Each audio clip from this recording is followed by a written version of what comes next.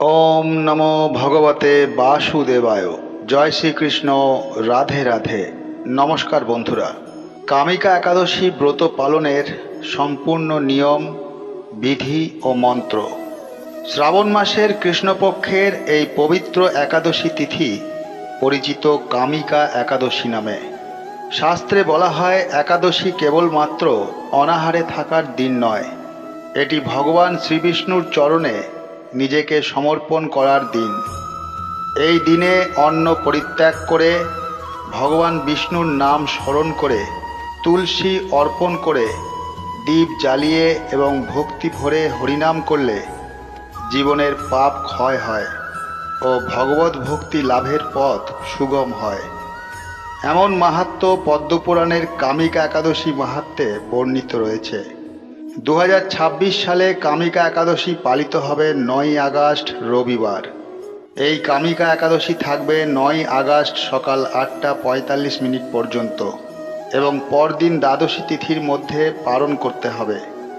তাই আজকের এই ভিডিওতে আমরা জানব কামিকা একাদশী ব্রত কখন থেকে শুরু করবেন, কিভাবে সংকল্প করবেন, কি খাবেন কি খাবেন না, ভগবান বিষ্ণুর কি মন্ত্র জপ করবেন, তুলসী ও দীপ কিভাবে নিবেদন করবেন, রাত্রি জাগরণের নিয়ম কি এবং সর্বোপরি কখন পালন করবেন।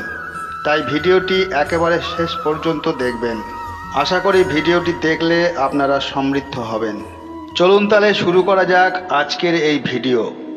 প্রথমেই জানব কামিকা একাদশী কি। শ্রাবণ মাসের কৃষ্ণপক্ষের একাদশীকে বলা হয় কামিকা একাদশী। এই একাদশীর মাহাত্ম্য পদ্মপুরাণ উত্তরখণ্ড 54তম অধ্যায়ে বর্ণিত হয়েছে। সেখানে যুধিষ্ঠির ভগবান শ্রীকৃষ্ণের কাছে শ্রাবণ কৃষ্ণপক্ষের একাদশীর নাম ও মাহাত্ম্য জানতে চাইলে শ্রীহরি কামিকা একাদশীর মাহাত্ম্য বর্ণনা করেন। এই একাদশীর বিশেষ বৈশিষ্ট্য হল ভগবান বিষ্ণুর সঙ্গে তুলসী ও দীপদানের মাহাত্ম্য। পদ্মপুরাণে তুলসীকে ভগবান বিষ্ণুর অত্যন্ত প্রিয় বলা হয়েছে এবং কামিকা একাদশীতে তুলসী অর্পণের বিশেষ মাহাত্ম্য বর্ণিত হয়েছে। একাদশীর ব্রত সঠিকভাবে পালন করতে হলে আগের দিন অর্থাৎ দশমী তিথি থেকেই সংযম শুরু করা ভালো। দশমীর দিনে আমিষ খাবার পরিত্যাগ করুন, মদ্যপান ও তামসিক আহার বর্জন করুন, অতিরিক্ত ঝাল মশলা ও ভারী খাবার এড়িয়ে চলুন, যতটা সম্ভব সাত্ত্বিক আহার করুন, ভগবানের নাম স্মরণ করুন, মনে মনে পরের দিনের একাদশী ব্রতের সংকল্প নিন। বিশেষ করে রাতের খাবার হালকা রাখা ভালো। ব্রতের উদ্দেশ্য শুধু না খেয়ে থাকা নয়, ইন্দ্রিয় সংযম এবং হরিস্মরণ। একাদশীর সকালে কি করবেন? 9ই আগস্ট সকালে ব্রহ্ম মুহূর্তে অথবা সূর্যোদয়ের আগে ঘুম থেকে উঠুন। প্রথমে শুচি হয়ে স্নান করুন, পরিষ্কার পোশাক পরুন, তারপর পূজার স্থান পরিষ্কার করে একটি আসনে ভগবান শ্রীবিষ্ণু, নারায়ণ অথবা শ্রীকৃষ্ণের ছবি বা বিগ্রহ স্থাপন করুন। সামনে রাখুন জল, পুষ্প, তুলসী পাতা, চন্দন, ধূপ, প্রদীপ, ফল, নৈবেদ্য।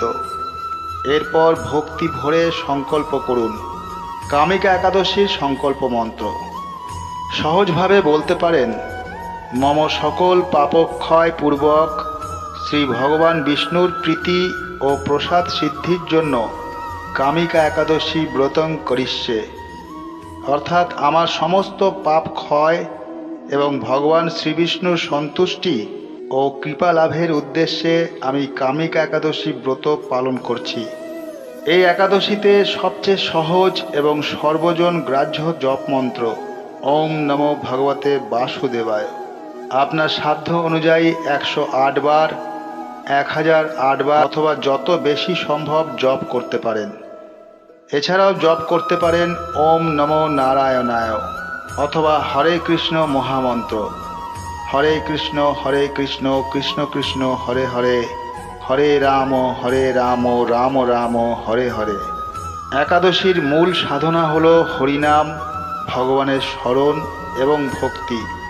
কামিকা একাদশীতে তুলসী অর্পণের বিশেষ মাহাত্ম্য পদ্মপুরাণে বলা হয়েছে। ভগবান বিষ্ণুর চরণে তুলসী অর্পণ করে বলুন, এতৎ তুলসী দলং শ্রী বিষ্ণবে নমঃ। তারপর ভক্তি ভরে তুলসী নিবেদন করুন। তুলসী অর্পণের সময় বলতে পারেন, তুলসী পত্রং শ্রী বিষ্ণবে নমঃ। তবে একটি বিষয় মনে রাখবেন, তুলসী অর্পণ করবেন শ্রদ্ধার সঙ্গে। সংখ্যা নিয়ে অহেতুক চিন্তা করার প্রয়োজন নেই। এই একাদশীর অন্যতম বিশেষ সাধনা হল দীপদান। পদ্মপুরাণের কামিকা একাদশী মাহাত্ম্যে ভগবান বিষ্ণুর সামনে দীপ জ্বালানোর বিশেষ ফল বর্ণিত হয়েছে। ঘি বা তিলের তেলে দীপ জ্বালানোর কথাও সেখানে এসেছে। সন্ধ্যাবেলায় ভগবান বিষ্ণুর সামনে একটি প্রদীপ জ্বালিয়ে বলুন, ওম নমো নারায়ণায়। এরপর প্রার্থনা করুন, হে শ্রীহরি, আমার অজ্ঞানতা ও পাপ দূর করুন, আমার হৃদয়ে ভক্তি প্রদান করুন, আমার পরিবারকে আপনার চরণে আশ্রয় দিন। একাদশীতে কি খাবেন, এখানে একটি বিষয় খুব পরিষ্কার করে বলা দরকার। একাদশীর ব্রতের কঠোর রূপ হল উপবাস। যিনি সম্পূর্ণ নিরাহারে থাকতে সক্ষম তিনি নিরাহারে ব্রত পালন করতে পারেন। কিন্তু প্রত্যেক মানুষের শরীর এক নয়। অসুস্থ ব্যক্তি, বয়স্ক ব্যক্তি, শিশু, গর্ভবতী মহিলা বা চিকিৎসকের পরামর্শে যাদের উপবাস করা উচিত নয়, তারা শরীরের ক্ষতি করে কঠোর উপবাস করবেন না। অনেকে ফল, দুধ, জল অথবা অনুমোদিত ফলাহার করে একাদশী পালন করেন। তবে চাল, গম, যব, ডালসহ শস্যজাতীয় অন্ন বর্জন করা একাদশী পালনের প্রচলিত বৈষ্ণবীয় নিয়ম। একাদশীতে কি কি বর্জন করবেন? এই দিনে বিশেষভাবে বর্জন করুন চাল ও ভাত, রুটি বা গম জাতীয় খাবার, ডাল ও অন্যান্য শস্যজাতীয় খাদ্য। এছাড়া আমিষ খাবার, মদ্যপান, তামসিক আহার, অতিভোজন, মিথ্যা কথা, পরনিন্দা, ক্রোধ, হিংসা, অশালীন আচরণ যতটা সম্ভব পরিত্যাগ করুন। কারণ একাদশী ব্রতের প্রকৃত উদ্দেশ্য হল শরীরের পাশাপাশি মন ও ইন্দ্রিয়কে সংযত করা। রাতে কি করবেন?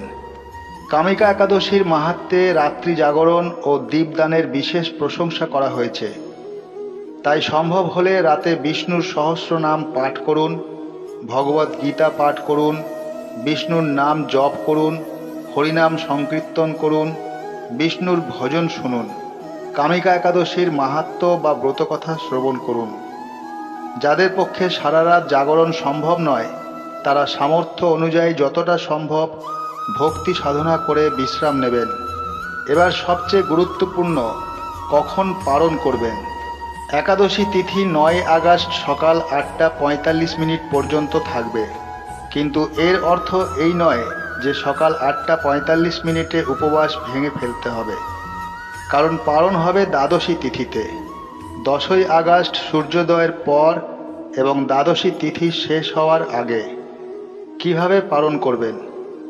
10ই আগস্ট সকালে ঘুম থেকে উঠে স্নান করে প্রথমে ভগবান বিষ্ণুর পূজা করুন, তাকে নৈবেদ্য নিবেদন করুন। তারপর ভগবানকে স্মরণ করে অল্প জল বা চরণামৃত গ্রহণ করে উপবাস ভঙ্গ করুন।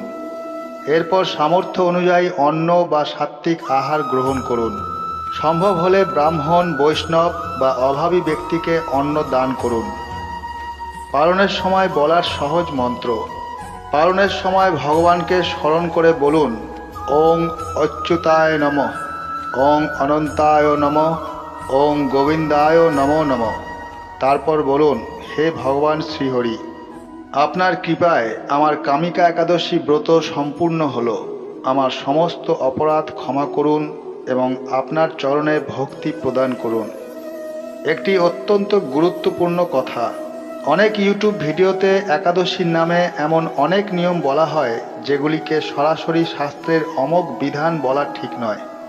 অমুক কাজ করলেই ব্রত নষ্ট, অমুক ফল না খেলে পাপ হবে, এই ধরনের প্রতিটি বক্তব্যের জন্য নির্দিষ্ট শাস্ত্রীয় প্রমাণ থাকা দরকার। কামিকা একাদশী আমাদের শেখায় ভগবানকে পাওয়ার জন্য সব সময় বড় বড় আয়োজনের প্রয়োজন হয় না।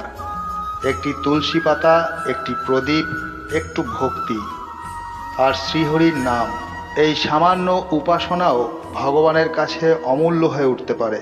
পদ্মপুরাণের কামিকা একাদশী মাহাত্ম্যে তুলসী ও দীপদানের যে বিশেষ মাহাত্ম্য বর্ণিত হয়েছে তা আমাদের মনে করিয়ে দেয় ভক্তির মূল বাহ্যিক ঐশ্বর্যে নয়, ভক্তের আন্তরিকতায়।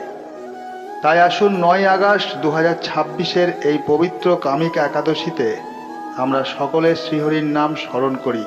বলুন ওম নমো ভগবতে বাসুদেবায়। হরে কৃষ্ণ, হরে নারায়ণ, জয় শ্রীহরি। আশা করি এই ভিডিওটি থেকে আপনারা কিছুটা হলেও সমৃদ্ধ হয়েছেন। যদি সমৃদ্ধ হয়ে থাকেন তাহলে একটি লাইক করে দেবেন এবং আপনাদের যদি কোনো প্রশ্ন বা মতামত থাকে তা কমেন্ট বক্সে লিখতে পারেন।